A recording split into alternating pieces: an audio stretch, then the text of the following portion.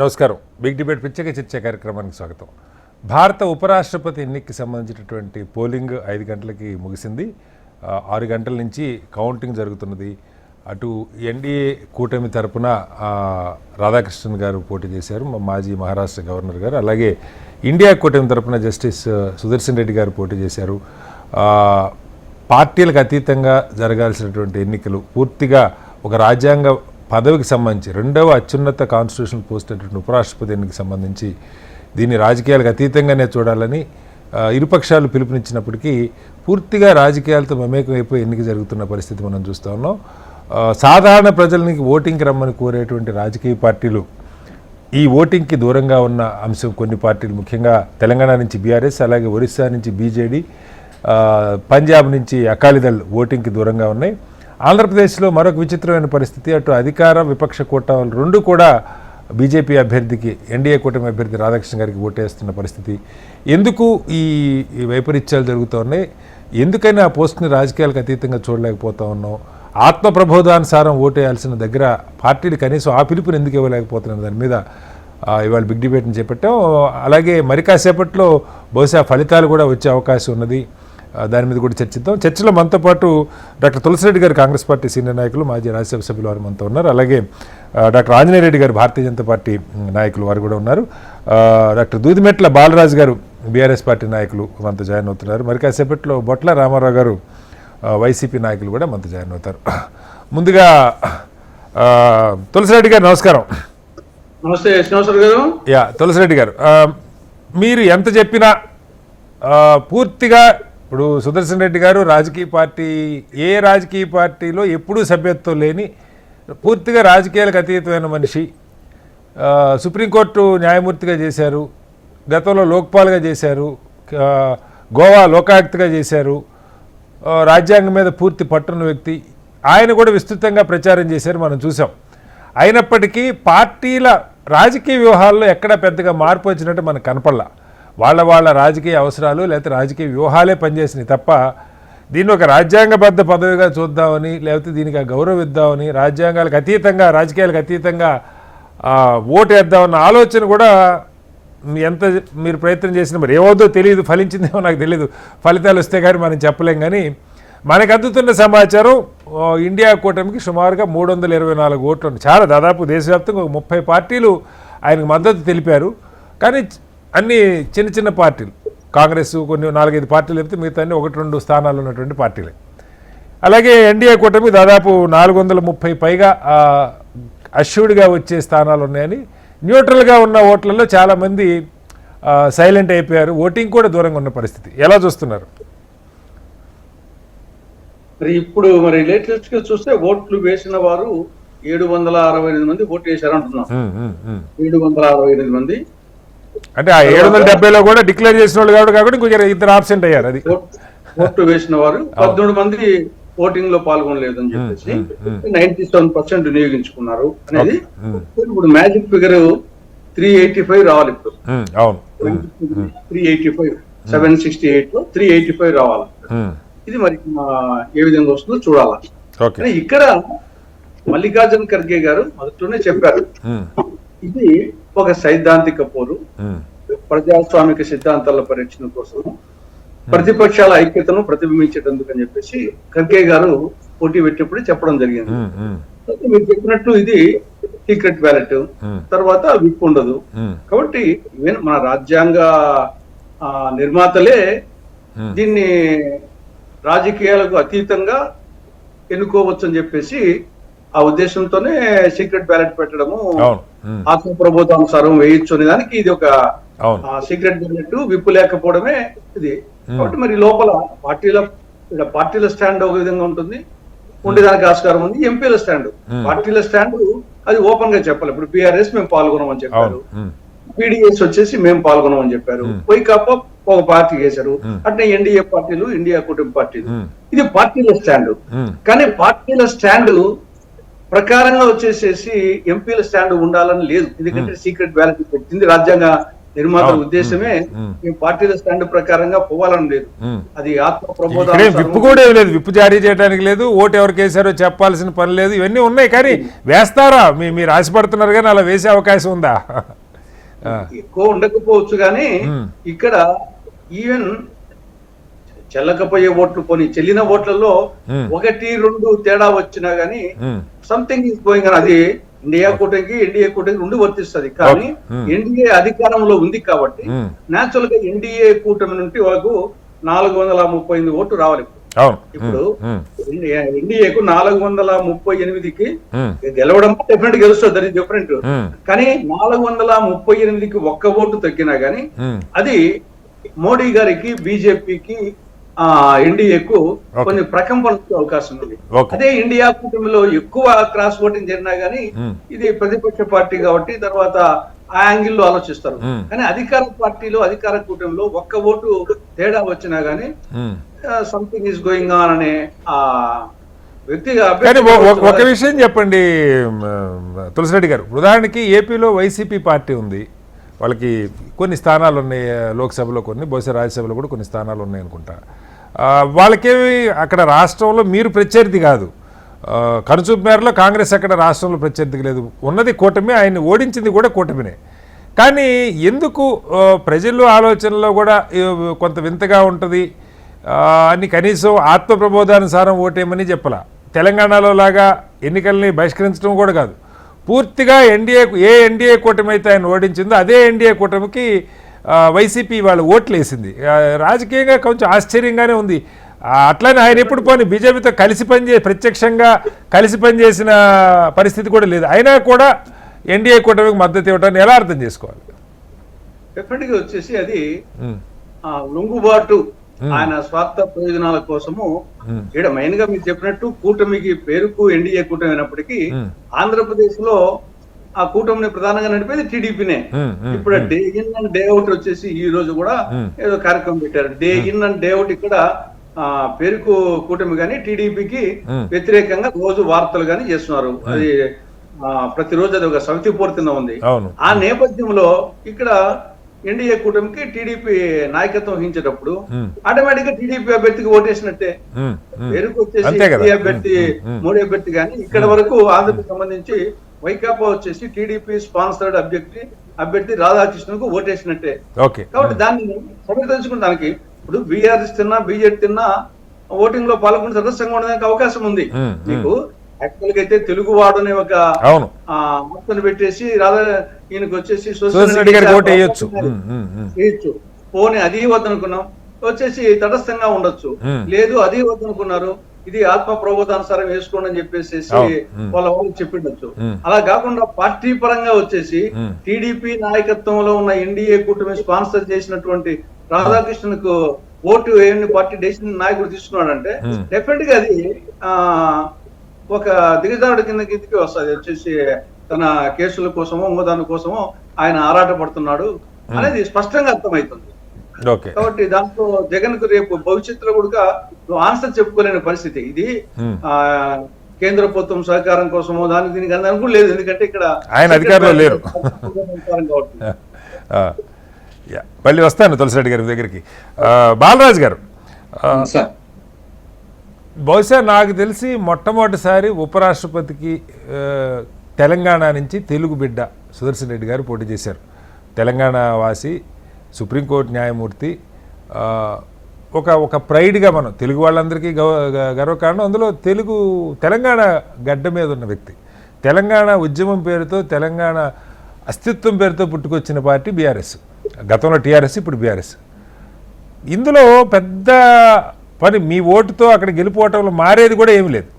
మీరు అటేసినా ఇటేసినా ఎటేసినా ఏకిపోయినా గెలిచేది ఎవరో కూడా తెలుస్తుంది. కనీసం మొక్కుబడిగా మేము అటు కాదు ఇటు కాదు, 2 పార్టీలకి మేము చెందిన వాళ్ళం కాదు. వాస్తవంగా కనీసం గతంలో కాంగ్రెస్తో కలిసి పనిచేసి ఉండొచ్చు, కానీ కొన్ని ఎన్నికల్లో బీఆర్ఎస్ బీజేపీతో ప్రత్యక్షం కలిసి అయితే ఎప్పుడు పనిచేయాలి నాకు తెలిసి. అలాంటిది ఎన్నికలకి దూరంగా ఉండమని పిలుపునివ్వటం, ఒక రాజ్యాంగబద్ధ పదవికి ఎన్నుకునే పోస్టు అంటే బీజేపీ ఈ పదవిని రాజ్యాంగబద్ధ పదవిగా చేస్తుంది చాలామంది విమర్శిస్తూ ఉన్నారు. ఇప్పుడు ధన్కర్ గారు వాళ్ళ రాజకీయాలకు అనుకూలంగా పనిచేయలేదు కాబట్టి ఆయన్ని పొగబెట్టి పంపించారని విమర్శ ఉంది. మళ్ళీ అలాంటి అవకాశం కల్పించడం కోసమే ఇస్తున్నారా? ఎందుకు కనీసం బీఆర్ఎస్ పార్టీ అయినా ఆ పదవిని రాజ్యాంగాలకు అతీతంగా, రాజకీయాలకు అతీతంగా చూడలేకపోతుందా? ఓటింగ్లో పాల్గొనొద్దని మీ ఎంపీలకు మీరు ఆదేశాలు జారీ చేయడం అంటే రేపు పొద్దున ప్రజల్ని ఓటింగ్ రమ్మని కోరే హక్కు రాజకీయ పార్టీలకు ఎక్కడ ఉంటుంది? ఏం చెప్తారు? ముందుగా కటారు శ్రీనివాసరావు గారు, మీకు అదేవిధంగా హెచ్ఎంటీవీ ప్రేక్షకులకు, ప్యానల్ లో పెద్దలు, కాంగ్రెస్ పార్టీ ప్రతినిధి సీనియర్ నాయకులు తులసిరెడ్డి గారికి, అదేవిధంగా భారతీయ జనతా పార్టీ ప్రతినిధి ఆంజనేయ రెడ్డి గారికి, అదేవిధంగా వైఎస్ఆర్సీపీ ప్రతినిధి రామారావు గారికి నమస్కారం. సార్, ఇలా అనేక సంవత్సరాలుగా భారతదేశ రాజకీయాలను మనం పరిశీలిస్తాం. ఇలా వాస్తవానికి ఉపరాష్ట్రపతిగా ఆల్రెడీ పనిచేస్తున్నటువంటి జగదీష్ ధన్కర్ గారు ఎప్పుడైతే రాజీనామా చేశారో ఆయన చుట్టూ అనేక రకాల చర్చలు జరిగాయి. ఎందుకు అసలు వాస్తవానికి ఆయన పశ్చిమ బెంగాల్ గవర్నర్ గా పనిచేస్తాం. పశ్చిమ బెంగాల్ గవర్నర్ గా పనిచేస్తున్నప్పుడు కేంద్ర ప్రభుత్వం ఆధీనంలో ఉన్నటువంటి సంస్థగా ఉన్నటువంటి గవర్నర్ ఏజెన్సీగా పనిచేస్తుందని అనేక రకాల ఆరోపణలు ఈ మధ్య కాలంలో గవర్నర్ అధికారుల మీద ఆరోపణలు వస్తాం. ఇవాళ ఎగ్జాక్ట్లీ తమిళనాడులో రవి గారి యొక్క ప్రవర్తన గారి, గతంలో తమిళ సౌందర్య గారు మా దగ్గర తెలంగాణలో గవర్నర్ గా పనిచేసిన సందర్భం కావచ్చు. అదేవిధంగా పశ్చిమ బెంగాల్లో జగదీష్ ధన్కర్ గారు అక్కడ గవర్నర్ గా పనిచేసిన సందర్భంలో మమతా బెనర్జీ వర్సెస్ వారి మధ్య జరిగిన గొడవలు కావచ్చు. ఇలా ఏదైతే మన కేరళలో పినరయ్ విజయన్ మరియు వర్సెస్ గవర్నర్ గారి మధ్యన గొడవ కావచ్చు. ఇవన్నీ రకరకాల గవర్నర్ గారు అధికారాలు, గవర్నర్ గారు ఆ రాష్ట్ర ప్రభుత్వాల మీద ఆధిపత్యం, బిల్లులు వెనుక పంపించే విధానం, బిల్లుల్ని తన దగ్గర పెట్టి మీరు మంచి ఎగ్జాంపుల్ చెప్పారు బాలరాజు గారు. నేను అనేది అదే, అలా వ్యవహరించిన వ్యక్తి అని మీరు చెప్తున్నటువంటి జగదీప్ ధన్కర్ గారిని కూడా మనం చెప్పినట్టు లేదని పంపించారని మీరే ఆరోపిస్తున్నారు. ఆయన ఏమైపోయారో కూడా కనపట్లేదు. చాలా ప్రతిపక్షాలు అసలు ఆయన రాజీనామా లేఖ రిలీజ్ చేసిన తర్వాత ఆయన ముఖం కూడా ఎవరూ చూడలేదు, కనీసం ఆయనకి సెండ్ ఆఫ్ ఇవ్వలేదు. పూర్తిగా బీజేపీ ఆదేశాలు అలా తప్పుకోవాల్సింది సాయంత్రానికంటే తప్పుకున్నారని విమర్శిస్తూ ఉన్నారు. మళ్ళా అలా పనిచేయడానికి అలాంటి, ఇప్పుడు సపోజ్ సుదర్శన్ రెడ్డి గారు గెలిచారనుకోండి, ఆయన ప్రతిపక్షాల అభ్యర్థి అవుతారు, అధికార పక్షం అభ్యర్థి కారు. ఆయన రాజ్యాంగబద్ధంగా వ్యవహరించడానికి, పార్టీలకి అనుకూలంగా వ్యవహరించే అవకాశం ఉండదు. కానీ మీరు దీన్ని ఎందుకు అవకాశాన్ని జారవిడుచుకున్నారు? సార్, నేనేమంటే కటారి గారు ఇంతకుముందు మీకు చెప్పినట్టు వివిధ రాష్ట్రాల గవర్నర్లు, వివిధ రాష్ట్ర ప్రభుత్వాలు ఉన్నటువంటి ఆధిపత్య పోరు, ఇలా ఫెడరల్ స్ఫూర్తికి విరుద్ధంగా గవర్నర్లు వ్యవహరిస్తున్న తీర్పు ఇంతకుముందు అంశాన్ని చర్చించారు. రెండో అంశం నేను స్పష్టంగా హెచ్ఎంటీ ద్వారా చెప్పేది ఏంటంటే, ఇలా ధనకర్ గారి గవర్నర్ రాక విచిత్రం అనిపించింది మాకు వాస్తవం. ఎందుకంటే అనేక రోజులు రాజకీయాలు పరిశీలిస్తామన్నా, నేను ఒక కార్పొరేషన్ చైర్మన్ కూడా పనిచేశాను, గత 20 సంవత్సరాలు రాజకీయాల్లో ఉంది. ధనకర్ ఎట్లయితే పశ్చిమ బెంగాల్ గవర్నర్ కు రావడం అంటే విచిత్రం అనిపించిందో, వారి పోక కూడా విచిత్రం అనిపించింది నాకు వాస్తవానికి. ఇంకా వారికి టైం ఉన్నది, ఎందుకు రాజీనామా చేసారో అర్థం కాలేదు. నాకేమనిపిస్తుంది అంటే, ఇలా తమిళనాడు సంబంధించిన రాధాకృష్ణ గారిని ప్రమోట్ చేస్తూ తమిళ రాజకీయాల్లో కొంత భారతీయ జనతా పార్టీకి ప్లస్ కావడం కోసం ఏమన్నా మోదీ ఈ గేమ్ లో ఉన్నాడేమో అని నాకు అనిపిస్తుంది. మొదటి పాయింట్. రెండో పాయింట్, బీఆర్ఎస్ పార్టీగా మేము ఎందుకు దూరం ఉన్నాం అనే అంశాన్ని మీరు స్పష్టంగా హెచ్ఎంటీ ద్వారా మమ్మల్ని అడుగుతా ఉన్నారు.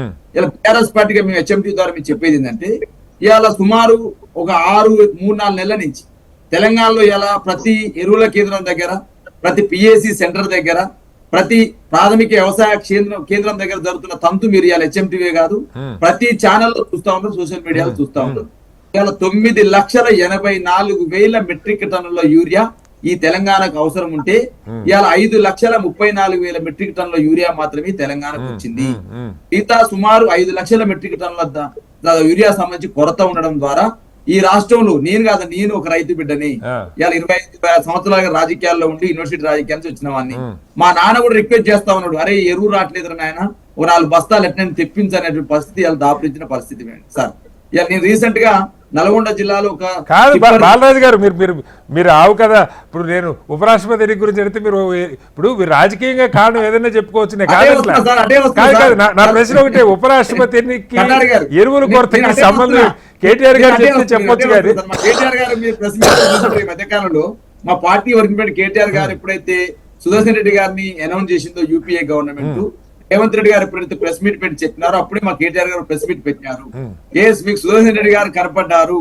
అదే బీసీ సంబంధించినటువంటి 42 రిజర్వేషన్ల కోసం వేసినటువంటి స్టడీ కోసం వేసినటువంటి కమిటీ ఉందో, ఆ కమిటీలో సుదర్శన్ రెడ్డి గారు ఉన్నారు, కంచెయ్య గారు ఉన్నారు. మరి మీరు అనేక రోజులుగా 42% రిజర్వేషన్ అంటూ మరి మాట్లాడుతున్నాం. మీరు మరి కంచెయ్య గారిని ఎందుకు మీరు ఉపయోగించుకున్నారు? కాదు బాలరాజు గారు, అంటే ఉపరాష్ట్రపతి అభ్యర్థిని కాదు కాంగ్రెస్ కాకుండా రేవంత్ రెడ్డి గారు డిసైడ్ చేస్తారా? అది ఉమ్మడి ఇండియా కూటమి అభ్యర్థి ఆయన. ఇక్కడ తెలంగాణ ముఖ్యమంత్రి రేవంత్ రెడ్డి గారు డిసైడ్ చేస్తే అయిపోద్దా? ఎవరిని పెట్టాలి ఆయన చేతిలో ఉంటుందా? రేవంత్ రెడ్డి సార్ నేను ఏమంటే ఉపరాష్ట్రపతి అభ్యర్థిని సంబంధించి నేను ప్రపోజ్ చేశాను, అక్కడ ఆమోదం పొందిందనే అంశాన్ని స్పష్టంగా రేవంత్ రెడ్డి గారు ప్రెస్ మీట్ లో చెప్పినారు. ఇవాళ నేను ఏమంటే రేవంత్ రెడ్డి గారు ప్రపోజల్ పెట్టిరా, యూపీఏ గవర్నమెంట్ ఇవాళ ఇండియా కూటమి దాన్ని ఎంపిక చేసింది అనే అంశం మాకు అవసరం లేదు సార్. ఇది స్పష్టంగా మాకు పార్టీ వర్కింగ్ కేటీఆర్ గారు చెప్పింది ఏంటంటే ఇవాళ రెండు కూటమిల మధ్యన పోరు జరుగుతా ఉంది. మేము ఇండియా కూటమి వైపు లేము, అటువైపు ఎన్డీఏ కూటమి వైపు లేము. బీఆర్ఎస్ పార్టీ దూరంగా ఉందని మాట్లాడుకుంటే తప్పు సార్. ఈ దేశంలో బీఆర్ఎస్ పార్టీకి 4 సభ్యులు ఉన్నారు, బీజు జనతా దళకి 7. బీఆర్ఎస్ ఒకటే ఉందని లేదు, 3 పార్టీలు, దానిలో మీది ఒకటి. శ్రీరామన్ అకోలిదల్ సంబంధించి పంజాబ్ సంబంధించి వీళ్ళు ఒక సభ్యులు ఉన్నారు, వాళ్ళు కూడా దూరంగా ఉన్నారు. 3 పార్టీలు ఎన్నికకు దూరంగా ఉన్నవి. మా స్టాండ్ ఏంటంటే ఇవాళ యూరియా సంబంధించి ఇబ్బంది పడుతుంది, రాష్ట్రపతి ఇవ్వట్లేదు, ఒకవైపు కేంద్రం నుంచి తెప్పించే పరిస్థితి లేదు. కాబట్టి దీనికి నిరసనగా మేము ఇవాళ నోటాకి వేద్దాం అనుకున్నాం సార్. నోటా అనే ఆప్షన్ దాంట్లో లేదు కాబట్టి ఖచ్చితంగా మీరు దూరంగా ఉండాల్సింది వచ్చిందని చెప్పేసి మా పార్టీ వర్కింగ్. నా ప్రశ్న ఏంటంటే బాలరాజు గారు, ఇప్పుడు ప్రత్యక్షంగా ఉపరాష్ట్రపతి మీరు ఎరువులు సప్లై చేయకపోతే కేంద్ర ప్రభుత్వాన్ని తిట్టచ్చు, ప్రాపర్గా డిస్ట్రిబ్యూట్ చేయకపోతే రాష్ట్రంలో ఉన్న కాంగ్రెస్ ప్రభుత్వాన్ని మీరు ఎన్నైనా విమర్శించవచ్చు. కానీ ఉపరాష్ట్రపతి పదవి రాజకీయాలకు అతీతమైనటువంటి పదవి. సరే, మీకు ఇటు కాంగ్రెస్ అటు బీజేపీకో అనుకూలంగా వాళ్ళ అభ్యర్థి కోటేశారన్న మాట వస్తుంది అనుకుంటే మీరు ఒక కాలు ఇవ్వచ్చు. ఎందుకంటే తెలంగాణ బిడ్డ ఇక్కడ నిలబడింది. రేపు పొద్దున ఆ ఉద్యమం మీద వచ్చినటువంటి పార్టీ ఒక అవకాశం వచ్చితే 4 ఓట్లు ఎక్కువ వచ్చినా గెలవచ్చు, గెలవకపోవచ్చు.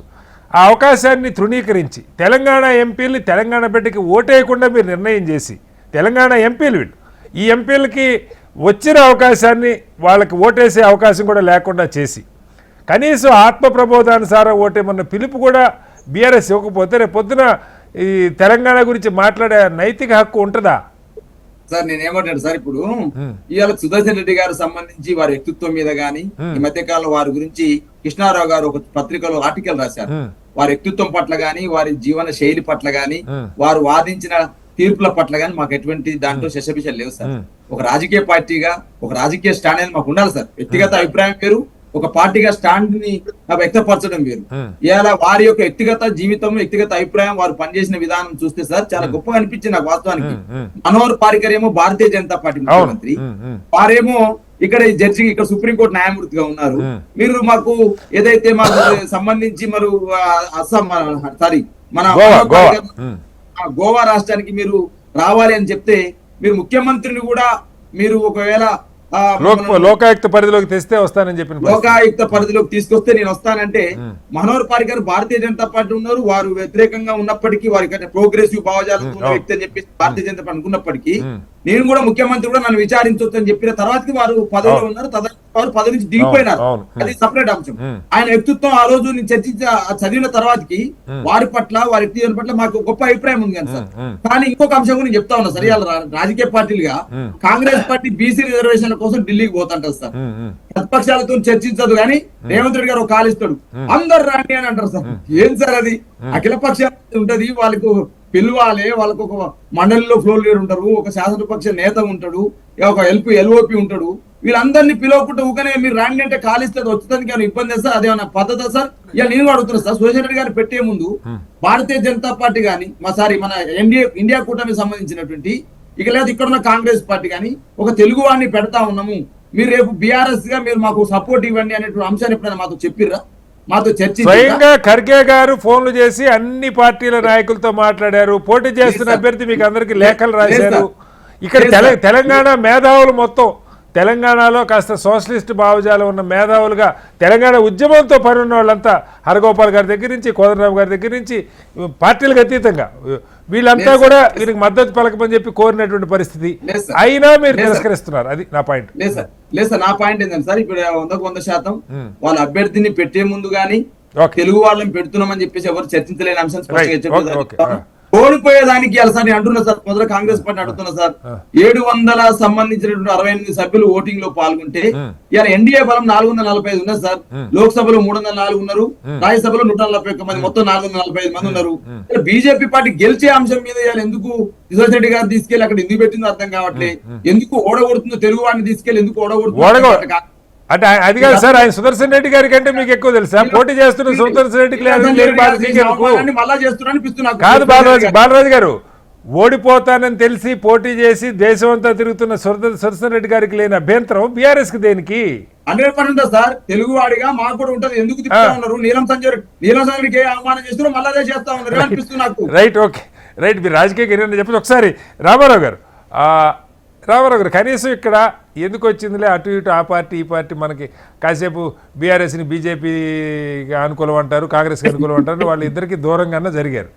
మీరు ఇది కూడా లేదు. ఏకంగా ఎన్నికల్లో మిమ్మల్ని ఓడించిన ఎన్డీఏ కూటమి అభ్యర్థికి, దానిలో బీజేపీ ఉంది, టీడీపీ ఉంది, జనసేన ఉంది. బీజేపీ అభ్యర్థులు బోల్డంత సాక్షాత్తు ప్రధాని కూడా వచ్చి సభల్లో మాట్లాడినటువంటి పరిస్థితి, జగన్మోహన్ రెడ్డి గారిని విమర్శించినటువంటి పరిస్థితి, ఏటీఎం లాగా దండుకున్నారు డబ్బులు రాష్ట్రంలో అని చెప్పి విమర్శించినటువంటి పరిస్థితి. ఎందుకని సాగిల పడుతున్నారు? ఎందుకని కనీసం అభ్యర్థుల్ని ఇండిపెండెంట్ తెలుగువాడికి అవకాశం ఇచ్చినప్పుడైనా సరే ఏదో ఒకటి, ఎట్లాగ మీ ఓట్లతో మారేది కూడా ఏం లేదు, పోనీ ఈ ఓట్లతోటే రాధాకృష్ణ గారు గెలుస్తారంటే అది కాదు, తెలుగువాడికి అవకాశం ఓటేయమని చెప్పలేకపోవటం. కానీ మిమ్మల్ని ఓడించినటువంటి కూటమికి, అందులో ప్రధానంగా బీజేపీకి సంబంధించిన ఆర్ఎస్ఎస్ భావజాలం ఉన్న మనిషి, రేపు పొద్దున భావజాల పరంగా మీరు ఏనాడు బీజేపీతో ప్రత్యక్షంగా కలిసి పనిచేయాలి. చంద్రబాబు గారు కలిశారు, బయటకు వచ్చారు, చాలా రకరకాలు ఉన్నాయి. కానీ ఎందుకు ఓటింగు ఎన్డీఏకి అనుకూలంగా వేయాలనుకున్నారు, ఎన్డీఏ అభ్యర్థికి వేయాలనుకున్నారు? ఏం చెప్తారు రేపు పొద్దున ప్రజలకి? మీది ఇదే భావజాలమా? ఎందుకు మీరు సరెండర్ అయ్యారంటే ఏం చెప్తారు? నమస్కారం అండి శ్రీనివాసరావు గారు. ముందుగా మీకు హెచ్ఎంటీవీ యాజమాన్యానికి, ప్రేక్షకులకు, అట్లాగే పెద్దలు తులసిరెడ్డి గారికి, ఆంజనేయ రెడ్డి గారికి, అట్లాగే నమస్కారాలు. ఇక్కడ వైఎస్ఆర్ కాంగ్రెస్ పార్టీ స్టాండ్ చాలా స్పష్టంగా ఉంది. మొట్టమొదటి నుంచి కూడా జాతీయ రాజకీయాల అంశానికి వస్తే, ఆ రోజు ప్రణబ్ ముఖర్జీ గారు ఆయన బలంగా ఉన్నారు, ఆయన ఆటోమేటిక్ గా రాష్ట్రపతి అయ్యేటటువంటి బలం ఉన్నటువంటి వ్యక్తి, ఆయన యొక్క వ్యక్తిత్వం కానీ ఇవన్నీ చూస్తే ఆయన ఆమోదించగలిగినటువంటి వ్యక్తి కాబట్టి ఆ రోజు మా పార్టీ ప్రణబ్ ముఖర్జీ గారికి స్పష్టం చేశారండి, స్పష్టంగా మద్దతు ఇచ్చారు. అయితే ఇక్కడ తర్వాత తదనంతర పరిణామాలతోటి మనకు రాజకీయాలు చూస్తే భారతీయ జనతా పార్టీ ఆధ్వర్యంలోని ఏ కూటమి పలు దఫాలుగా వైఎస్ఆర్ కాంగ్రెస్ పార్టీ మద్దతుతోటి రాష్ట్రపతి ఎన్నికలు కానీ, అట్లాగే ఉపరాష్ట్రపతి ఎన్నికలు కానీ వాటిల్లో మేము బలపరిచినటువంటి అంశం ఉంది. ఇక్కడ ప్రధానంగా మనం చూడాల్సింది ఏంటంటే, ఉపరాష్ట్రపతి ఏదైతే దేశంలోనే అత్యున్నతమైనటువంటి రెండవ పదవి, రాష్ట్రపతి తర్వాత రెండవ పదవి ఉపరాష్ట్రపతి పదవి. దానికి పార్టీలు ఇవన్నిటికంటే కూడా వ్యక్తిగతంగా లేకపోతే వెనక ఉన్నటువంటి బలాల ప్రాతిపదికగా ఉత్పన్నమైనటువంటి పరిస్థితుల ఆధారంగా వేరీ చేసుకుని మనం ముందుకు పోవాల్సినటువంటి ఆవశ్యకత ఉందని. బలాలు మీరు అన్నారు, వ్యక్తిత్వాలు చూసి ఓటేయటువంటి ఓకే, కానీ బలాలు చూసి ఓటేయటం ఎక్కడన్నా కాన్సెప్ట్ రామారావు గారు? అంటే గెలిచేవాడికి ఓటేయటం అని చెప్తున్నారు మీరు కూడా. నేనేమంటున్నానంటే, మా పార్టీ ఓట్లు విషయానికి వచ్చేస్తే మాకు చూసాం కదండి, ఇక్కడ ఆంధ్రప్రదేశ్ లో షర్మిల గారికి సభ్యత్వం లేకపోయినా కాంగ్రెస్ పార్టీ కేవలం జగన్మోహన్ రెడ్డి గారు నష్టపరచాలనేటువంటి ఆలోచన విధానంతో వాళ్ళు గెలుపొందడానికి కాదండి, మనం కడప ఎంపీ సీట్ కి ఆమెను పోటీ చేయించి అవినాష్ రెడ్డిని ఓడించమన్నారు కానీ నన్ను గెలిపించమని మాట్లాడినటువంటి పరిస్థితి లేదు. అట్లాగే ఆంధ్రప్రదేశ్ లో జగన్మోహన్ రెడ్డి గారిని ముఖ్యమంత్రి కాకుండా చేయండి అన్నారు కానీ తాను ముఖ్యమంత్రి. బీజేపీ, టీడీపీ, జనసేన ఆ మాట అనలేదా? చెప్తున్నానండి. అంటే మిమ్మల్ని ఓడించింది ఏపీలో కాంగ్రెస్ కూటమే? ఇక్కడ విషయానికి వస్తే కాదు రామారావు గారు, మీకు స్పష్టత ఉండాలి కదా. మీరు కాంగ్రెస్ చేతిలో ఓడిపోయారా, ఎన్డీఏ కూటమి చేతిలో ఓడిపోయారా? ఇక్కడ మనకు తెలుగు రాష్ట్రాల్లో కాంగ్రెస్ పార్టీ కూడా తెలుగుదేశం పార్టీ తోటి లోపాయకారిగా ఉంది కదండి. మనం ఎందుకంటే చూస్తే 2018 ఎన్నికలో తెలుగుదేశం కాంగ్రెస్ పార్టీ తెలంగాణ ఎన్నికల్లో పోటీ చేశాయి కలిసి, మనకి అదొకటి ఉంది. అట్లాగే రేవంత్ రెడ్డి గారు ఖచ్చితంగా చంద్రబాబు నాయుడు గారికి మిత్రవర్గము, వాళ్ళిద్దరు కలిసి ఓటుకు నోటు కేసు చాలా అన్యోన్యంగా ఉండేటువంటి అంశం. ఈ రోజు కాదు రామారావు గారు, కాంగ్రెస్ తెలుగుదేశం కాదు రామారావు గారు, కాంగ్రెస్ తెలుగుదేశం లోపాయకారిగా కలిసి లేదో నాకు తెలియదు కానీ తెలుగుదేశం బీజేపీ ప్రత్యక్షంగా కలిసి ఉన్నాయి కదా, మీకు అది కనపట్లేదా? అక్కడికే వస్తున్నా. ఇక్కడ తెలంగాణలో మొన్న 2023 ఎన్నికల్లో తెలుగుదేశం పార్టీ స్టాండ్ ఏంటండి మనం చూసాం. వాళ్ళు జెండాలు తీసుకుని తెలుగుదేశం పార్టీ జెండాలు గాంధీ భవన్ కూడా పరిగెత్తారు. ఇదంతా కూడా చంద్రబాబు గారు వెనుకుండి చేయించినటువంటి అంశం. ఇక్కడ మనకి స్పష్టంగా ఏంటంటే, ఈ తెలుగు రాష్ట్రాల్లో చంద్రబాబు నాయుడు గారు వచ్చిన తర్వాత రాజకీయాలు కొంత కలుషితమైనటువంటి మాట వాస్తవం అండి. ఇక్కడ స్పష్టంగా లేదు. ఒక మాట చెప్పండి, తెలుగుదేశం కాంగ్రెస్ కి మద్దతుగా ఉందా, బీజేపీకి మద్దతుగా ఉందా తెలుగు రాష్ట్రాల్లో? ఈ రోజు ఎన్డీఏ కూటమిలో ఉంది తాత్కాలికంగా, నేను కాదట్లా. కానీ చంద్రబాబు నాయుడు గారు మనుషులు అన్ని పార్టీలో ఉన్నారు కదండి. ఆయన రాజకీయ అవసరం కోసం, ఆ. ఆయన ముఖ్యమంత్రి పీఠం కోసం ఆ. ఏ అడ్డదారైనా ఏ తప్పుదారైనా పోతాడనేది మనకు నిరూపితమైంది. రైట్. నేనేమంటున్నానంటే ఒకసారి రామారావు గారు ఉపరాష్ట్రపతి ఎన్నికకి సంబంధించిన ప్రకటన, కీలక ప్రకటన వెలువడిపోతుంది, ఒకసారి లైవ్ చూద్దాం. Representatives of the contesting candidates and election observers. The counting of votes commenced at 6 p.m. The ballot box was opened in the presence of the authorized representatives of the contesting candidates, election observers, and the counting officers, whom I had appointed to assist me in counting of votes. The ballot papers taken out were first scrutinized.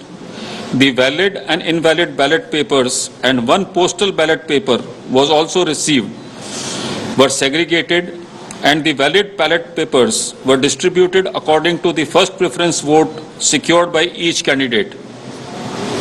The postal ballot has been treated as returned and cancelled as the elector declined to cast his vote. 767 votes were polled, out of which 752 were valid and 15 were invalid. The quota sufficient to get a candidate elected as vice president was determined by dividing the total number of first preference votes secured by both the candidates by 2 and then adding 1 to the quotient. The said quota was 377. As all of you are aware, the value of votes for the presidential election is 1. Shri Bucci Reddy Sudarshan Reddy has secured 300 first preference votes and Shri C.P. Radhakrishnan has secured 452 first preference votes. As the first preference vote secured by Shri C.P. Radhakrishnan was greater than the requisite quota, in pursuance of provisions contained in Section 11 of the Presidential and Vice Presidential Elections Act 1952, 31 of 1952, read with Rule 35 of the Presidential and Vice Presidential Election Rules 1974, I, P.C. Modi, the returning officer for the Vice Presidential Election 2025, hereby declare that Shri C.P. Radhakrishnan, Jal Bhushan, Raj Bhavan, Walkeshwar Road, Malabar Hill, Mumbai, has been duly elected to the office of Vice President of India. The result is being sent to the Election Commission of India and the Ministry of Law and Justice as per the extant provisions under Section 12 of the Presidential and Vice Presidential Election Act 1952 and Rule 35 of the Presidential and Vice Presidential Election Rules 1974. Overall, the 17th Vice Presidential election was conducted in a free, fair and orderly manner. I would like to take this opportunity to thank the candidates and their authorized representatives for their cooperation, which facilitated early completion of the proceedings. Thank you.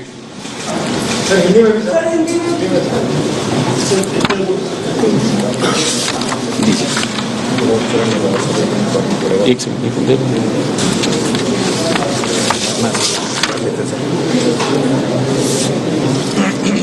आप चाहते हैं पूरा पढ़ूं या सिर्फ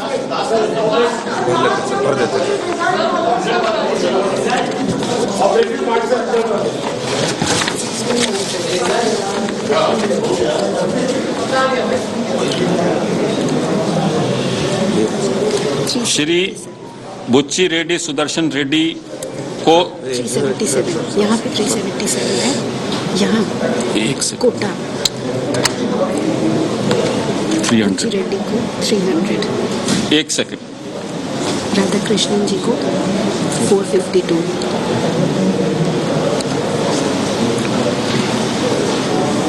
श्री बुच्ची रेड्डी सुदर्शन रेड्डी को 300 प्रथम वरीयता के मत प्राप्त हुए और श्री सीपी राधाकृष्णन को 452 प्रथम वरीयता के मत प्राप्त हुए।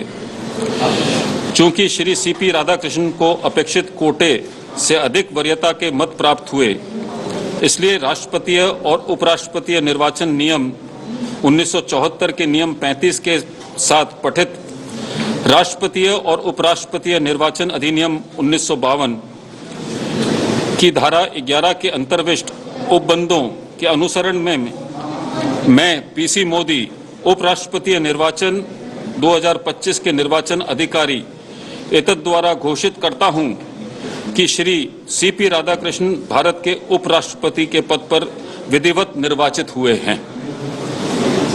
धन्यवाद।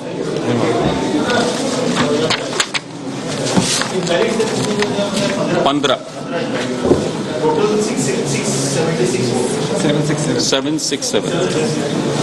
धन्यवाद।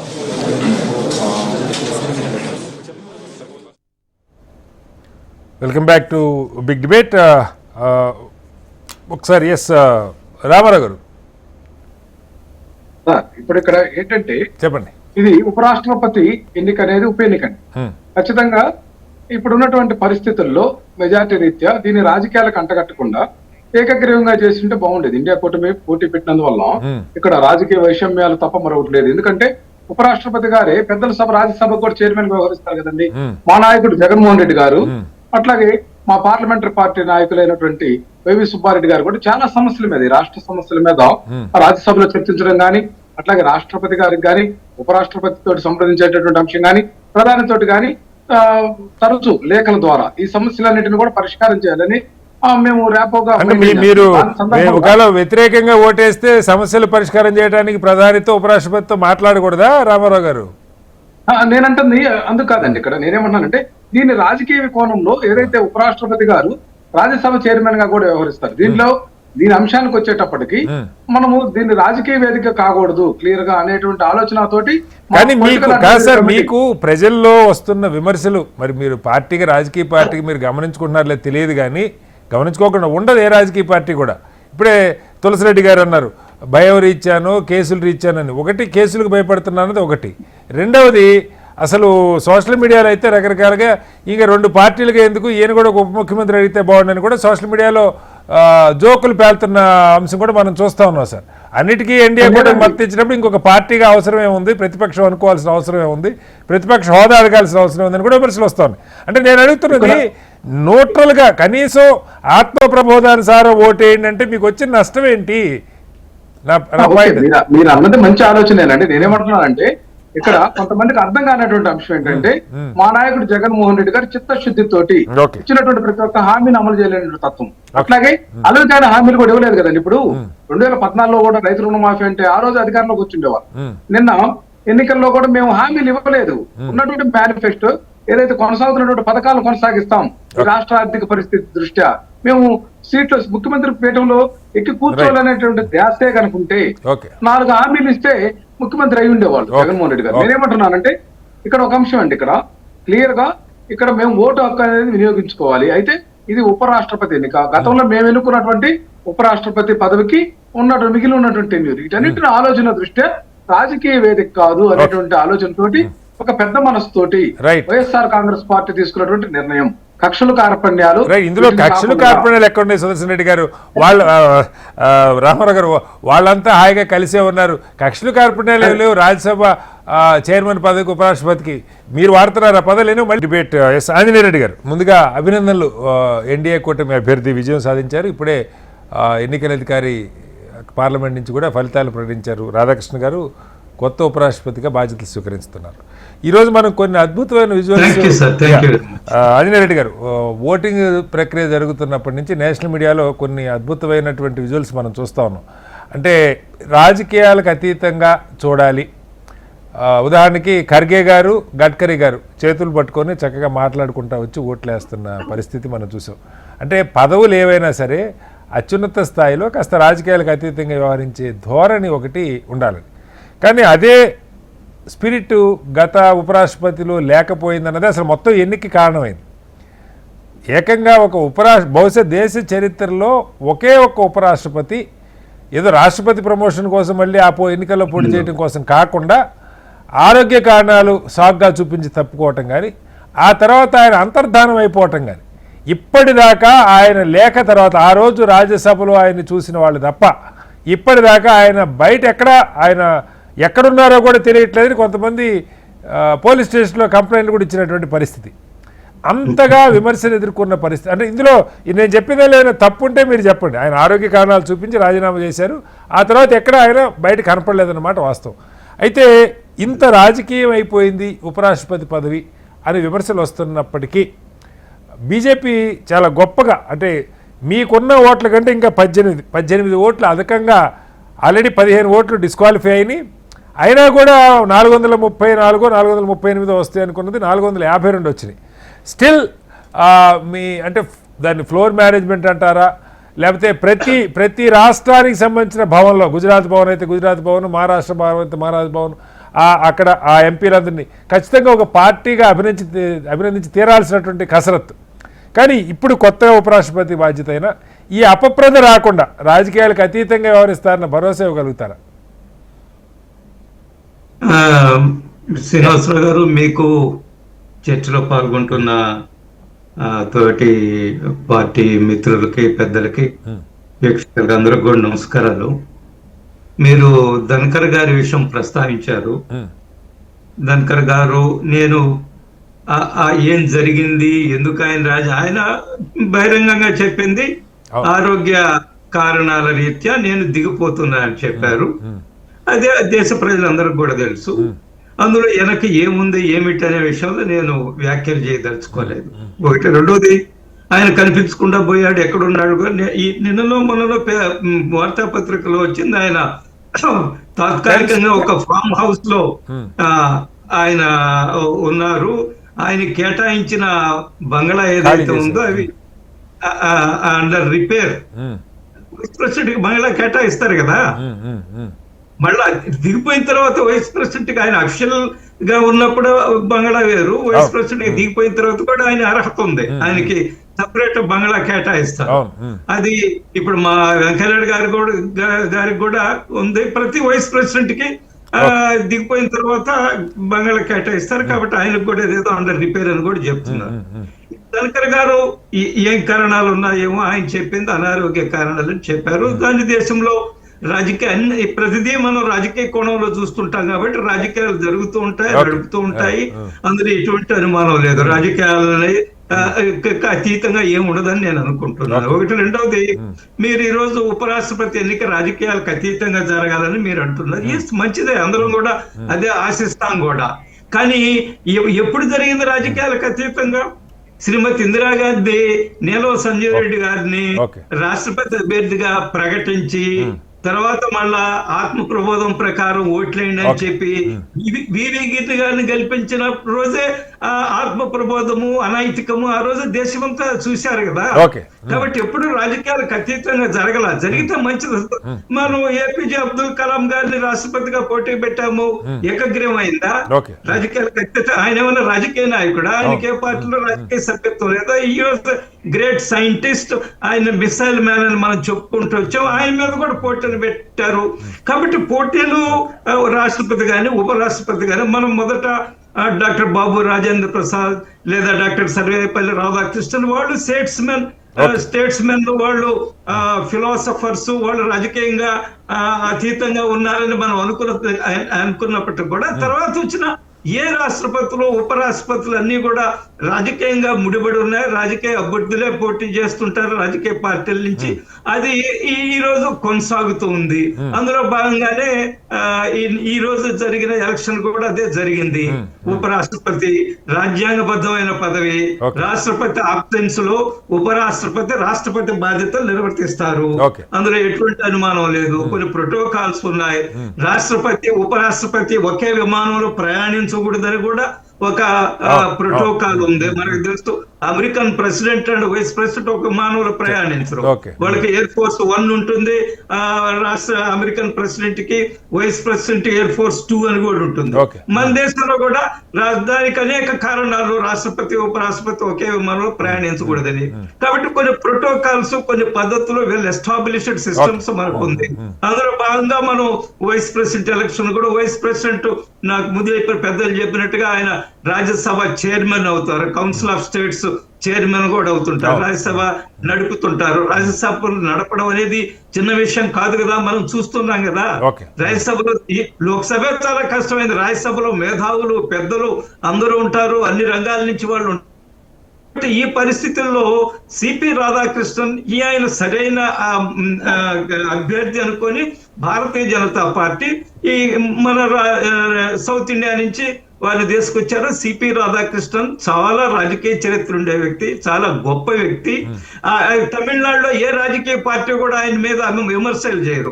ఆయనకు ఓట్లు ఎక్కిపోవచ్చు, కానీ చాలా స్పష్టంగా చెప్పారు ఆయనకు అన్ని రాజకీయ పార్టీలతోటి సత్సంబంధాలు ఉన్నాయి. He is a great gentlemen. ఆయన రాధాకృష్ణ గారి మీద ఎవరికేం అభ్యంతరం లేదు సార్, నేను అడుగుతున్నాను అందుకని ఆ ప్రశ్న కాదు.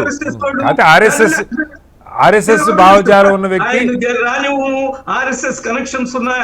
ఆర్ఎస్ఎస్ కనెక్షన్స్ ఏంటి సార్, ఆర్ఎస్ఎస్ నాయకుడే కదా ఆయన. ఆర్ఎస్ఎస్ నాయకుడు, అదే నేను చెప్పేది. ఆర్ఎస్ఎస్ నాయకుడు మేము గెలవనివ్వము, మేము ఉపరాష్ట్రపతి కానివ్వము, కాబట్టి అందుకని అభ్యర్థిని పెడుతున్నాము. ఈ మన సుదర్శన్ రెడ్డి గారు కూడా ఏమి వివాద రహితుడా? చెప్పారు మీరే. ఆయన లాలూ ప్రసాద్ యాదవ్ గారిని కలిశారు. దేశవంత విమర్శలు రాలేదా?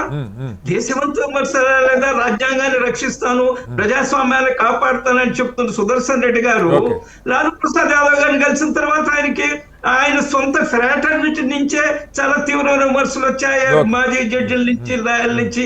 కాబట్టి దేశంలో మనం అనేక సందర్భాల్లో రాష్ట్రపతి ఉపరాష్ట్రపతి ఎన్నికలు రాజకీయాలతో ముడిపడి ఉన్నాయి, అందులో ఎటువంటి అనుమానం లేదు. ఎవరైనా సరే ఎన్డీఏ ప్రభుత్వం ఉంది కేంద్రంలో, యూపీఏ ఇండియా కూటమి ఆయన్ని రాష్ట్రపతిగా తీసుకొచ్చి పెట్టరు కదా. పెట్టరా కాదు సార్, నేను పెడతారని ఎవరు పెట్టరు. ఎన్నిక జరుగుతుంది, ఎన్నికలు ఎవరికి ఓట్లు వస్తే ఇప్పుడు జరిగినట్టుగానే వాళ్ళు గెలుస్తారు, దానిలో ఏం కాదట్లా. నా అనుమానం ఏంటంటే రేపు రాహుల్ గాంధీ గారు ఓట్ చోరీ జరిగిందంటారేమోనని నాకు కూడా చూద్దాం, ఆయన ఏం ప్రకటిస్తారో చూద్దాం. ఒకసారి తులసిరెడ్డి గారు క్విక్ గా, అంటే మొట్టమొదటిసారి అంటే చాలా కాలం తర్వాత ఒక భావజాలం, మీరు ఇందాక కూడా చెప్పారు, ఒక భావజాల సంఘర్షణగా ఎన్నిక జరిగింది. సుదర్శన్ రెడ్డి గారు ఎక్కడ మాట్లాడినా ఇది భావజాల సంఘర్షణ, ఆయన పూర్తిగా ఓపెన్గా బహిరంగంగా చెప్తున్నది. నేను ఈ ఆర్ఎస్ఎస్ భావజాలానికి వ్యతిరేకమని స్పష్టంగా మొదటి నుంచి చెప్పారు. అలాగే ఒక సోషలిస్ట్ భావజాలం ఉన్న వ్యక్తిగానే ఆయన ప్రకటించుకున్నారు. కాంగ్రెస్ అభ్యర్థిని కాబోను అని కూడా ఆయన ప్రకటించిన పరిస్థితి. కనీసం మీరు అనుకున్న ప్రతిపక్షాల ఐక్యత కానీ ఆ భావజాల సంఘర్షణ కానీ దేశంలో ఈ ఉప ఎన్నిక క్రియేట్ చేయగలిగిందని అనుకోవచ్చా? ఇక్కడ 3 అంశాలు. ఇంత చేసినా గానీ ఇంకా 15 ఓట్లు చెల్లకుండా పోయినాయి. 15 చెల్లకుండా పోయినాయి. ఇంకా మీకు ఒక 20 కోట్లు తగ్గినాయి. 324 మీ ఫిగర్ రావాల్సింది, మీకు 300 వచ్చినాయి ఫస్ట్ ప్రయారిటీ. ముందు ఎవరికి వచ్చాను కాదు, ఎంపీలు కూడా 15 ఓట్లు వచ్చేసి ఇంత కృషి చేసినప్పటికీ ఇది విషయం. ఇది మీరు అటు జరిగినా ఇటు జరిగినా సంచలనం అన్నారు. ఇప్పుడు ఏది సంచలనం? మీకు ఓట్లు తగ్గడం సంచలనమే కదా. కాబట్టి ఒకటి చెల్లని ఓట్లు 15 అనేది ఒకటి. రెండవది క్రాస్ ఓటింగ్ జరిగినట్టు బాగా కనపడతా ఉంది. క్రాస్ ఓటింగ్ వచ్చేసి యాక్చువల్ నేను ముందే చెప్పాను, ఎన్డీఏ క్యాండిడేట్ కు 438 రావాలా, 425 ప్లస్ 11 ప్లస్ 438. 452 వచ్చాయి. కాబట్టి బీజేపీకి ఎన్డీఏ క్యాండిడేట్ కు 438 గాను 452 వచ్చాయి. కాబట్టి ఒక 14 ఓట్లు ఎక్కువ వచ్చాయి. కాబట్టి డెఫినెట్ గా వచ్చేసి అది ఒక వాళ్ళ కృషి అని చెప్పక తప్పదు, క్రాస్ ఓటింగ్ జరిగినట్టే. ఇక్కడ ఇండియా కూటమికి 311 గాను 300 వచ్చినాయి, ఒక 11 తగ్గినాయి ఈ పక్క. సరే, కాబట్టి క్రాస్ ఓటింగ్ జరిగింది, చెల్లని ఓట్లు ఉన్నాయి, క్రాస్ ఓటింగ్ జరిగింది. కానీ క్రాస్ ఓటింగ్ పెద్ద స్థాయిలో జరగలేదు, ఒక రకమైన స్థాయిలో జరిగింది. ఇది ఓవరాల్ గా ఈ యొక్క ఎన్నికల ఫలితాల గురించి మనం ఈ 2.1 చెల్లని ఓట్లు ఇంత చేసినా గానీ చెల్లని ఓట్లు అంటే భారత ప్రజాస్వామ్యం ఎట్లుందో ఒకసారి భయమేస్తుంది. రెండవది వచ్చేసి క్రాస్ ఓటింగ్ కొంత జరిగింది, కానీ పెద్దగా జరగలేదు, కొంత జరిగింది. దాంట్లో బీజేపీకి అప్పర్ హ్యాండ్ అయింది. నా ప్రశ్న అంటే మీరు ఆశించిన ప్రతిపక్షాల ఐక్యత లేదంటే భావజాల మీద చర్చ కనీసం, ఎందుకంటే సుదర్శన్ రెడ్డి గారు దేశం అంతా తిరిగారు, ప్రతి రాష్ట్రం తిరిగారు, కొన్ని కీలకమైన రాజకీయ అంశాల మీద ఆయన స్పందించారు కూడా. కనీసం ఆ స్థాయికి మొక్కుబడి పోటీగా కాకుండా కొంచెం ఒక చర్చ జరిగినట్టు అనుకోవచ్చా? యాక్చువల్ గా వచ్చేసి ఇండియా క్యాండిడేట్ కు 311 రావాలా, 300 వచ్చినాయి. అంటే ఎప్పటిగా వచ్చేసి పార్టీల మధ్య ఇండియా కూటమి పార్టీలు అక్కడ ఎన్డీఏలో బీజేపీ ప్రధానం, మిగతా అన్ని చిన్నవి. ఇక్కడ ఇండియా కింద వచ్చేసి కాంగ్రెస్ తో పాటు ఎస్పీ గానీ, తృణమూల్ కాంగ్రెస్ గానీ, డిఎంకే గానీ ఇవి కూడా పెద్ద పార్టీలు ఉన్నాయి. అయినప్పటికీ వచ్చేసి పెద్దగా క్రాస్ ఓటింగ్ జరగలేదు. తర్వాత తమిళ నేపథ్యం ఏమైనా జరుగుతుందేమో అని చెప్పేసి అనుకున్నారు. అది కూడా జరగకుండా ఆల్మోస్ట్ అనుకునే మేరకు రావడం జరిగితే అది ప్రతిపక్షాల ఐక్యత, ప్రతిపక్షంలో ఉండి కూడా ఐక్యతను కాపాడినట్టే కదా. దానికి సైద్ధాంతిక బలం కావచ్చు, కృషి కావచ్చు, మల్లికార్జున ఖర్గే, రాహుల్ గాంధీ గారి కృషి కావచ్చు, ఓవరాల్ గా సైద్ధాంతిక పరమైనటువంటి పోటీ అనుకోవచ్చు. Right sir. బాలరాజు గారు, రేపొద్దున తెలంగాణలో శ్రీనివాస్ గారు సార్ చెప్పండి. రాహుల్ గాంధీ గారు వచ్చారా ఇతర దేశాల నుంచి ఓటింగ్ కి? చెప్పాలి, తులసిరెడ్డి గారే చెప్పాలి. అనేది మలేషియా నాకు కూడా తెలియదు. నేను కూడా ఈ విమర్శలే ప్రతిపక్షం కుదిరి పడకుండా చేస్తున్నారు. తులసిరెడ్డి గారు మీరు గమనించుకోవాలి. నిజంగా కూడా ఇంత కీలకమైన ఎన్నిక జరుగుతున్న రోజు కరెక్ట్. అది నిజంగా రాకుండా పోతే ఇష్యూ అవుతుంది కదా. ఇష్యూ అయింది. బ్యాలెట్ ద్వారా వేసింది చెల్లలేదు సార్. మరి ఇప్పుడు బ్యాలెట్ ద్వారా వేసిరని మీరు అన్నారు ఇంత ముందు రిజల్ట్ లో. ఎవరేసారు? బ్యాలెట్ కూడా ఇన్వాలిడ్ అని ఉన్నది. మరి బ్యాలెట్ రాహుల్ గాంధీ గారిదేనా మరి ఏమి తెలియదు, ఎవరితో మనకు తెలియదు. వాళ్ళ ప్రకటన ఆసక్తికరమైన అంశం ఇది. ఏమంటే ఇప్పుడు మలేషియాలో ఉన్నదేమో రాహుల్ గాంధీ గారు, అంజనేయ గారు చెప్తా ఉన్నారు. తులసిరెడ్డి గారేమో మరి నాకు తెలియదు అంటున్నారు. మరి పోస్టల్ బ్యాలెట్ బ్యాలెట్ కూడా వచ్చింది ఒకటి. రైట్, వద్దాం సార్. అది ఎవరితో మనకు తెలియదు. రాహుల్ గాంధీ అని అనిపిస్తుంది నాకు సందేహం. మీకు అనిపిస్తే రేపటి నుంచి మీరు చెప్పండి. కానీ నా ప్రశ్న ఒకటి, బీఆర్ఎస్ పార్టీగా అంటే కీలకంగా రేపటి నుంచి తెలంగాణలో ఈ అంశం ఒక విమర్శ అటు అధికార పక్షం నుంచి పెద్ద ఎత్తున అంటే రాజకీయంగా దానికి ఎంత ప్రాధాన్యత ఉంటుందని పక్కకు పెడితే తెలంగాణ బిడ్డకి అవకాశం వచ్చినా మీరు మద్దతు ఇవ్వలేదు అన్న విమర్శని మరి ఫేస్ చేయడానికి సిద్ధపడే ఈ నిర్ణయం తీసుకున్నారా? సార్ ఏం సార్ కటారి గారు ఇన్ని సంవత్సరాల నుంచి రాజకీయాన్ని పరిశీలిస్తున్నారు అనే ఒక రాజకీయ సంస్థలు కూడా పనిచేశారు. సీనియర్ జర్నలిస్ట్ ఉన్నారు, విశ్లేషకులు.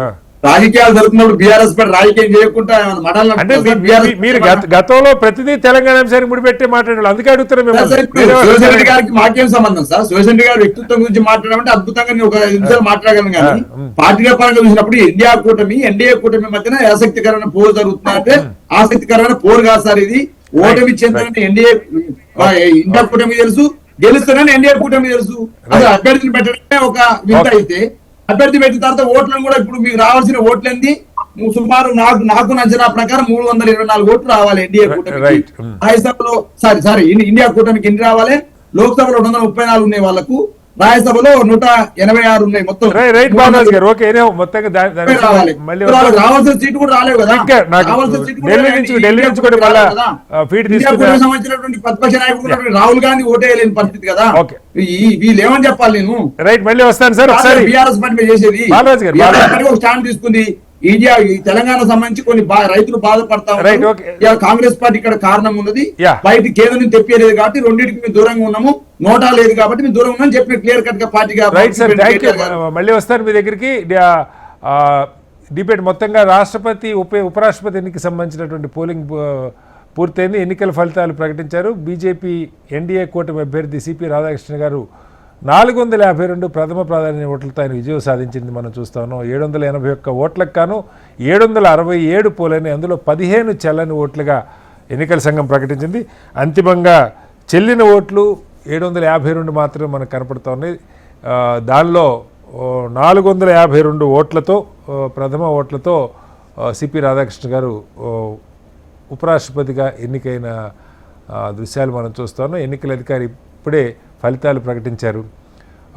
పెద్ద ఎత్తున చెల్లని ఓట్లు. ఆశ్చర్యకరంగా ప్రజాస్వామ్యంలో పార్లమెంటు సభ్యులు ఓటు వేయడానికి వచ్చిన వాళ్ళు 15 ఓట్లు చెల్లలేదంటే నిజంగా ఏ స్థాయిలో పార్టీలు అన్నీ క్యాంపులు పెట్టినాయి, అలాగే మాక్ పోలింగ్ నిర్వహించిన అయినా 15 మంది ఓటు చెల్లకుండా వేసే దుస్థితి భారతదేశంలో ఉంది. పార్లమెంటు సభ్యులు అటు రాజ్యసభ లోక్సభ సభ్యులు ఓట్లు చెల్లకుండా వేసే అంత అజాగ్రత్తగా ఉన్నారనుకోవాలా, ఎలా అన్నది అర్థం చేసుకోవాలి. అలాగే కొన్ని పార్టీలు ప్రజల్ని ఓటింగ్ రమ్మని కోరే పార్టీలు చివరికి ఉపరాష్ట్రపతి ఎన్నికకి ఓటింగ్ సంబంధించి ఓటింగ్ని బాయ్కాట్ చేసిన పరిస్థితి మనం చూస్తా ఉన్నాం. రాజకీయాలకు అతీతంగా చూడలేకపోయేదన్న సందర్భం కూడా మనం చూస్తాను. అలాగే లీడర్ ఆఫ్ అపోజిషన్ భారతదేశంలోనే లేరు, రాహుల్ గాంధీ గారు మలేషియాలో ఉన్నారని ఒక ప్రచారం నడుస్తుంది. మొత్తానికి ఆయన ఓటింగ్కి వచ్చారా లేదా, లేదు ఆ పోస్టల్ బ్యాలెట్ ఆయిందా కాదా కూడా, వచ్చిన ఒక్క పోస్టల్ బ్యాలెట్ రాహుల్ గాంధీ గారిదా కాదా కూడా అర్థం కానటువంటి పరిస్థితి. మొత్తానికి ఎన్డీఏ కూటమి తన అనుకూల ఓట్ల కంటే మరింతగా 15 ఓట్లు చెల్లకపోయినప్పటికీ కూడా 14 ఓట్లు అదనంగా ఇండియా కూటమి సాధించగలిగింది. 438 వాళ్ళకి అనుకూలంగా నోట్లైనప్పటికీ కొంత క్రాస్ ఓటింగ్ కూడా జరిగింది. ప్రధానంగా ఇండియా కూటమి నుంచే బహిరంగంగా ప్రకటించకపోయినా అది తమిళ రాజకీయాలా లేకపోతే మరొకట, కొన్ని పార్టీలు పరోక్షంగా సహకరించినాయా మనకు తెలియదు. కానీ దాదాపు 14 ఓట్లు పైగా ఎన్డీఏ సంఖ్యాబలానికి మించి ఓట్లు వచ్చినాయి. 15 ఓట్లు చెల్లకపోయినా కూడా 14 ఓట్లు అధికంగా వచ్చినాయంటే మొత్తంగా దాదాపు 30 ఓట్లు క్రాస్ ఓటింగ్ జరిగినట్టుగా మనం భావించాలి. ఇది మనకు అక్కడ జరుగుతున్నటువంటి పరిస్థితి. ఎన్డీఏ కూటమికి వ్యతిరేకంగా పోటీ చేసినటువంటి సుదర్శన్ రెడ్డి గారు, ఇండియా కూటమి అభ్యర్థి, విస్తృతంగా దేశమంతా తిరిగి ప్రచారం చేశారు. మచ్చలేనటువంటి వ్యక్తిత్వం, అలాగే సోషలిస్ట్ భావజాలం ఉన్నది. రాజకీయాలకు అతీతంగా చూడాలని ఆయన ఎంత పిలిపించినా, ఎంపీలందరికీ ఉత్తరాలు రాసినప్పటికీ పెద్దగా రాజకీయ పార్టీల నిర్ణయాల్లో మార్పు రాలేదు. పూర్తిగా ఉపరాష్ట్రపతి పదవిని కూడా రాజకీయాలకు అతీతంగా చూడలేనటువంటి పరిస్థితి. రాజకీయాల్లో భాగంగానే చూస్తా ఎవరి ప్రయోజనాలు, ఎవరి అవకాశాలు, ఎవరి అవసరాలు, వాటి ఆధారంగానే ఎన్నిక జరిగినట్టుగా కనపడుతూ ఉన్నది. సిపి రాధాకృష్ణ గారు వివాదరహితులైనప్పటికీ ఆయన ఆర్ఎస్ఎస్ భావజాలం ఉన్న వ్యక్తి అని ఒక ప్రచారం జరిగింది. సుదర్శన్ రెడ్డి గారికి అనుకూలంగా తెలుగు బిడ్డగా చూడాలి, అలాగే సోషలిస్ట్ భావజాలం ఉన్న వ్యక్తి. తెలంగాణ నుంచి అనేక మేధావి సంఘాలు, మేధావులు, కవులు, రచయితలు వీళ్ళంతా కూడా ఓటు వేయాలని పిలిపించినప్పటికీ పార్టీలు దానికి దూరంగా ఉన్న పరిస్థితి, బీఆర్ఎస్ లాంటి పార్టీలు. ఇది మనకి కనపడుతున్నటువంటి దృశ్యం. పొద్దుటి నుంచి కూడా నేషనల్ మీడియాలో పెద్ద ఎత్తున పోలింగ్ జరుగుతున్న దృశ్యాలు, అలాగే ఎవరికి వారు, ఏ పార్టీకి ఆ పార్టీ వాళ్ళ ఆఫీసుల్లో వాళ్ళ ఎంపీలందరినీ కలుపుకొని సమిష్టిగా తీసుకొచ్చి ఓట్లు వేయించుకున్న పరిస్థితి. అటు గుజరాత్ భవన్, మహారాష్ట్ర భవన్లో అధికార పక్షానికి సంబంధించినటువంటి ఎంపీలందరికీ నిన్ననే ఒక సదస్సు నిర్వహించుకున్నారు. అలాగే వాళ్ళందరినీ వాళ్ళు తీసుకొచ్చి ఓటింగ్ వేయించుకున్నారు. భారతీయ జనతా పార్టీ సమర్థత ఎన్నికలను ఎదుర్కోవటంలో, అది ఏ ఎన్నికలైనా, పంచాయతీ ఎన్నికల నుంచి పార్లమెంట్ ఎన్నికల దాకా, ఉపరాష్ట్రపతి ఎన్నికల దాకా రిపీటెడ్గా తన సమర్థత, తన ఫ్లోర్ మేనేజ్మెంట్, ఎక్కువ మందిని తెచ్చుకునే ప్రయత్నం చేయటం, ప్రతి విషయాన్ని కూడా అత్యంత సీరియస్గా, అత్యంత పగడ్బందీగా తీసుకోవటంలో భారతీయ జనతా పార్టీ మిగతా పార్టీల కంటే చాలా అగ్రభాగాన ఉన్నటువంటి పరిస్థితిని అయితే మనం చూస్తూ ఉన్నాం. ఎన్డీఏ కూటమి అభ్యర్థికి వాళ్ళకున్న ఓట్లకి మించి 15% ఓట్లు చెల్లకపోయినా కూడా ఇంకొక 14 ఓట్లు అదనంగా వచ్చినటువంటి పరిస్థితి. అంటే దాదాపు 30 ఓట్లు క్రాస్ ఓటింగ్ జరిగినట్టుగా అయితే స్పష్టంగా అర్థమవుతున్నది.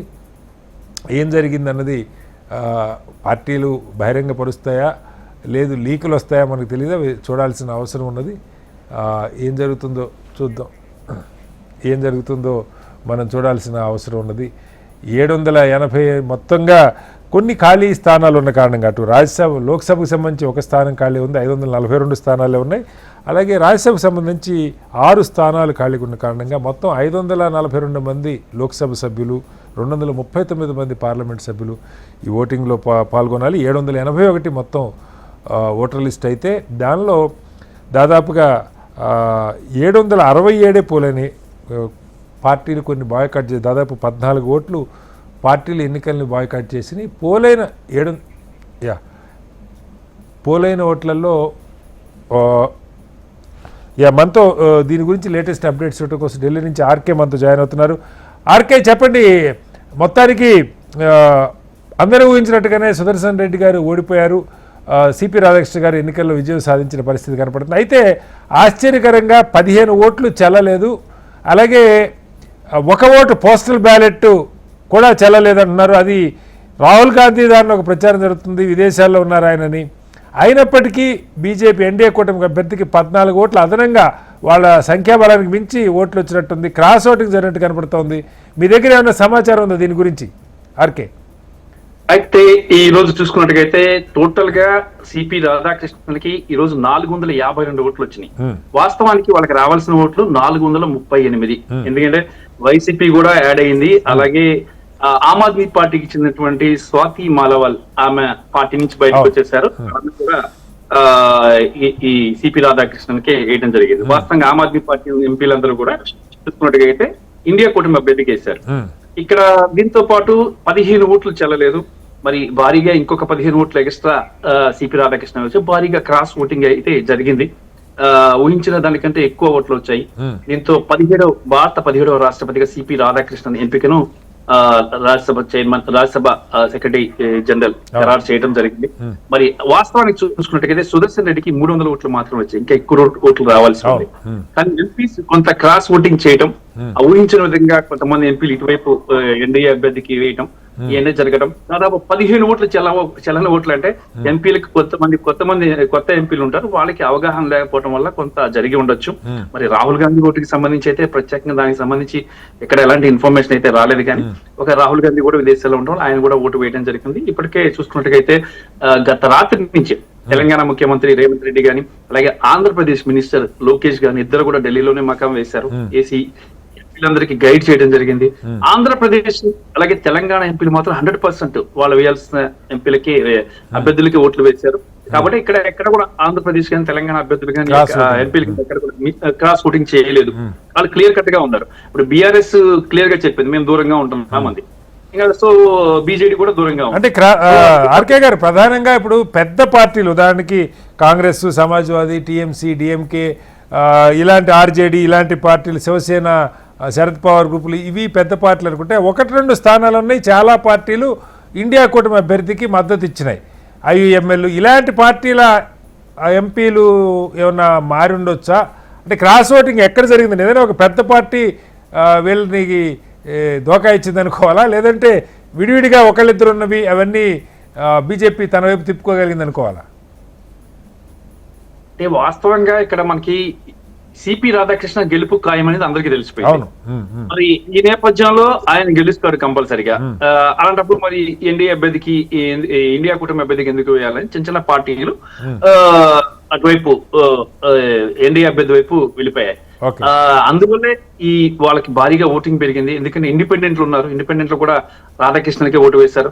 వాస్తవంగా అయితే వాళ్ళు ఇండిపెండెంట్ లెక్కలో తీసుకోలేదు మొదట ఎన్డీఏ, కానీ ఇండిపెండెంట్ కూడా అటువైపు వేయడం, మరి కొంతమంది ఇతర పార్టీలు, చిన్న పార్టీలు కానీ పార్టీలు కూడా ఇటువైపు రావడం కూడా జరిగింది. ఆ నేపథ్యంలో ఆటోమేటిక్ గా ఈ పెరిగింది, క్రాస్ ఓటింగ్ రావడం జరిగింది. తటస్థంగా ఉన్న కొంతమంది కూడా మళ్ళీ ఓటు హక్కును వినియోగించుకోవడం అలాంటివి జరిగాయి. దాంతో పాటు ఇప్పుడు స్వాతి మాలివాల్ ఆమె ఆమ్ ఆద్మీ పార్టీ వాస్తవంగా చూసుకుని ఇండియా కూటమి వేయాలి, ఆమె ఎక్కువకుండా ఇది వేసేసింది. అలాగే ఎస్పీ సమాజ్వాదీ నుంచి కూడా ఒక ఎంపీ కూడా ఏం చేశాడంటే ఆయన ఇండియా కూటమికి వేయాల్సింది, అతను కూడా ఈ ఎన్డీఏ అభ్యర్థికి వేశారు. ఇలాంటి జరగడం వల్ల ఇటు సిపి రాధాకృష్ణన్ యొక్క దాదాపు మనకి ఇప్పుడు ఈ ఫిగర్స్ చూసుకుంటే ఆర్కే గారు దాదాపు 30 మంది క్రాస్ ఓటింగ్, 29-30 మంది క్రాస్ ఓటింగ్ పాల్పడేట్టు కనపడుతుంది మనకి. అయితే రేర్ గా జరుగుతుంది ఇది. ఇంతకు ముందు గత ఎలక్షన్స్ లో కూడా మనం చూసుకుంటే జగదీప్ ధన్కర్ గానీ, అంతకు ముందు వెంకయ్య నాయుడు విషయంలో 2 సార్లు ఇద్దరు వైస్ ప్రెసిడెంట్ విషయంలో కూడా చూసుకుంటే ఎక్కడ కూడా క్రాస్ ఓటింగ్ ఎక్కడ జరగల.